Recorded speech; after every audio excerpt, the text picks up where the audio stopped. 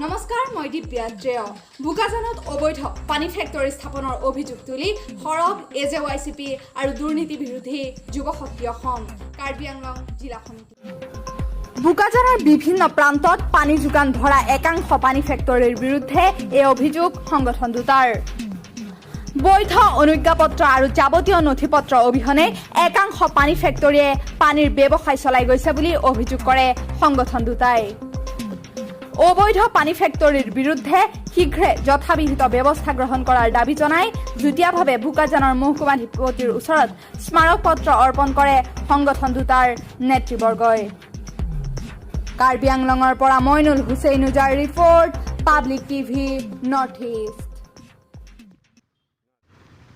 আজি যুৱ ছাত্ৰ পৰিষদৰ লগতে দুৰ্নীতি বিৰোধী যুৱ শক্তি অসম কাৰ্বি আংলঙৰ সভাপতি সহযোগত আজি আমি মাননীয় অতিৰিক্ত আয়ুক্ত মহোদয়ক এখন মেমৰেণ্ডাম প্ৰদান কৰিছোঁ। মেমৰেণ্ডাম প্ৰদান কৰা অৰ্থটো এইটোৱে যে বুকাজানত কিছুমান অবৈধভাৱে যি পানীৰ যি ফেক্টৰী বহুৱাইছে কাগজ পত্ৰবিহীন হিচাপে সেই ক্ষেত্ৰত উচিত তদন্ত কৰি পেলাই বিশুদ্ধ পানী ৰাইজক দিবৰ বাবে আমি মেমৰেণ্ডাম দিছোঁ। আৰু আমি ক'ব বিচাৰিছোঁ যে এই যি 20 লিটাৰ জাগৰ যি পানী তেওঁলোকে মাৰ্কেটত বিক্ৰী কৰি পেলাই ৰাইজক খুৱাই আছে, এই পানীসমূহ বৰবিজ স্বৰূপ হিচাপে তেওঁলোকে ৰাইজৰ মাজত বিলাই দিছে।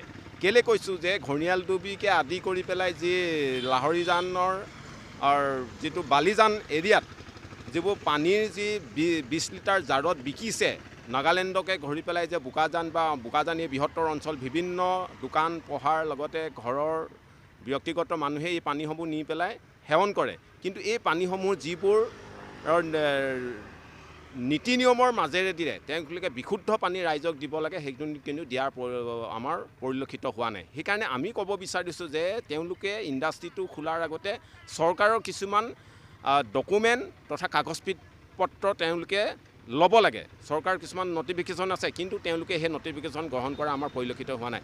1 নম্বৰতে তেওঁলোকে ট্ৰেড লাইচেঞ্চ ল'ব লাগে, 2 নম্বৰতে তেওঁলোকে লেবাৰ লাইচেঞ্চ ল'ব লাগে, পলিউশ্যন চাৰ্টিফিকেট ল'ব লাগে, factory licence, professional test, Karbi আংলঙৰ NOC এইসমূহ তেওঁলোকৰ কিন্তু কোনো লোৱাৰ আমাৰ কিন্তু দেখি পোৱা নাই। সেইকাৰণে আজি আমি মহকুমাৰ অধিপতি মহোদয়ক আমি কৈছোঁ যে এই ক্ষেত্ৰত তৎকালীনভাৱে তদন্ত কৰি পেলাই উচিত ব্যৱস্থা কৰি দোষীসকলক শাস্তি দিবৰ বাবে আমি দাবী জনাইছোঁ। আৰু এটা কথা ক'ব বিচাৰিছোঁ যে তেওঁলোকে কিন্তু আমি মহকুমাৰ প্ৰশাসনক কিন্তু আগতো আমি আজি কেইদিনমানৰ আগতো এখন মেমৰেণ্ডাম দিছিলোঁ, কিন্তু তেওঁলোকে কাৰ্যকৰী কৰা নাই। সেইকাৰণে আজি আমি পুনৰবাৰ কিন্তু অতিৰিক্ত আয়ুক্তগৰাকীক কৈ থৈছোঁ যে এই ক্ষেত্ৰত কিন্তু সোনকালে ব্যৱস্থা গ্ৰহণ কৰিব লাগে, কাৰণ পানীৰ প্ৰাণ মানুহৰ। পানী যদি কেনেবাকৈ বিশুদ্ধকৰণে ৰাইজে সেৱন কৰিব লাগে তাৰ পৰা নানা বেমাৰ সৃষ্টি হ'ব পাৰে বা কোনোবা মৃত্যুমুখত পৰিব পাৰে, তেতিয়াহ'লে তাৰ বাবে দায়ী কোন হ'ব? সেইকাৰণে এই ক্ষেত্ৰত বিহিত ব্যৱস্থা গ্ৰহণ কৰিবলৈ আমি দাবী জনাইছোঁ।